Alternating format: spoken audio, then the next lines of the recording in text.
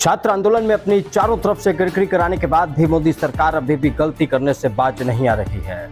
इस वक्त भी मोदी सरकार ये समझ नहीं पा रही कि उसे करना क्या है। जो छात्र इस वक्त जंतर मंतर पर मौजूद हैं, वो धर्मेंद्र प्रधान यानी कि शिक्षा मंत्री का इस्तीफा मांग रहे हैं। इधर सरकार ने एक प्रतिनिधिमंडल के साथ बातचीत की।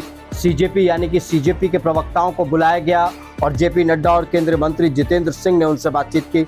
और ये बातचीत क्या हुई, ये लोगों को पता नहीं चला कि बातचीत हुई क्या। हालांकि उसके बाद उनके जो प्रवक्ता हैं वो मंच पर पहुंचे दोबारा जंतर मंतर पर, प्रोटेस्ट स्थल पर, और उन्होंने वहां पर कहा कि धर्मेंद्र प्रधान के इस्तीफे के अलावा हमें कुछ और नहीं चाहिए।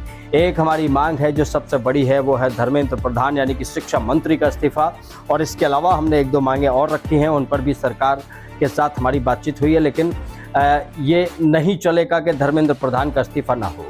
दोस्तों, जब आप ये वीडियो देखेंगे तो आपको अंदाज़ा लग जाएगा कि सरकार के जो लोग हैं, जेपी नड्डा चाहे वो जितेंद्र सिंह हो, चेहरे पर एक झूठी हंसी ज़रूर दिखाई दे रही है।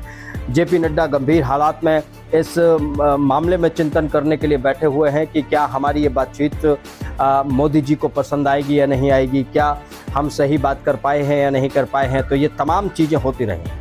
तो मैं अब जो कह रहा हूं कि सरकार गलती कर रही है, वो गलती कैसे कर रही है दोस्तों, मैं आपको बताता हूं। सरकार जो गलती कर रही है, सबसे पहली गलती सरकार ने ये की कि सोनम वांगचुक को धरना स्थल से उठाया और सफदरगंज अस्पताल में भर्ती कराया। दूसरी गलती दोस्तों, उन्होंने लाठीचार्ज जो करवाया, भीड़ को नहीं समझ पाया और मैनेजमेंट के चक्कर में लाठीचार्ज को अंजाम दिया गया, ये दूसरी गलती की। और अब तीसरी गलती है सीजेपी से बातचीत करना, यानी कि सीजेपी कॉकरोच जनता पार्टी से बातचीत करने को मैं गलती क्यों बता रहा हूं, ये मैं अभी आपको थोड़ी देर में समझाने वाला हूं। दोस्तों, ये आंदोलन सीजेपी ने ज़रूर शुरू किया। अभिजीत दीपके ने ऐलान किया कि सीजेपी प्रदर्शन करेगी जंतर मंतर पर छात्रों के हक के लिए, लेकिन इसमें सोनम वांगचुक जैसे देश के बड़े पर्यावरणविदों ने साथ दिया, और सबसे बड़ा साथ दिया उन युवाओं ने, उन छात्रों ने जो नीट परीक्षा के पेपर के बार बार लीक होने से परेशान थे।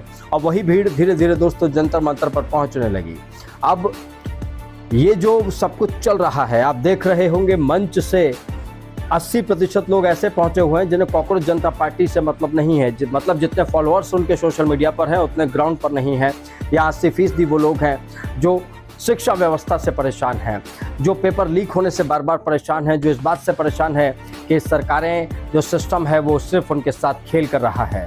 वो फॉर्म भर दे रहे हैं, परीक्षा की तैयारी कर रहे हैं, और उसके बाद होता है पेपर लीक। दोस्तों, ये जो घटना है ये अपने आप में बहुत बड़ी है, और ये जो युवा हैं, ये देश के छात्र हैं। सरकार ने यही समझने में गलती की कि कॉकरोच जनता पार्टी के कुछ एक लोग हैं और विपक्ष का एजेंडा बताकर हम इसे एक तरफ कर देंगे लाठी से तितर बितर, लेकिन वो नहीं हो पाया, क्योंकि ये दोस्तों ये छात्र थे, और ये छात्र अगर यहाँ पर थे तो सरकार को इन्होंने ये बता भी दिया कि आपको हमारी मांगों को सुनना पड़ेगा। तभी तो हमारे देश के प्रधानमंत्री नरेंद्र मोदी खुद मोबाइल मोड में वीडियो बनाते हुए नजर आए, और इसके बाद उन्होंने सोनम वांगचुक के स्वस्थ होने की भी कामना की। उन्होंने कहा कि सोनम वांगचुक अपनी दैनिक दिनचर्या को बेहतर तरीके से शुरू करें, वो ये चाहते हैं। और इसी बीच सवाल यही है कि क्या सरकार को उस जंतर मंतर के धरना स्थल वाले मंच पर नहीं पहुंचना चाहिए जहां पर ये सब कुछ चल रहा है, जहां ये छात्र इकट्ठे हो रहे हैं, जहां ये छात्र पहुंच रहे हैं।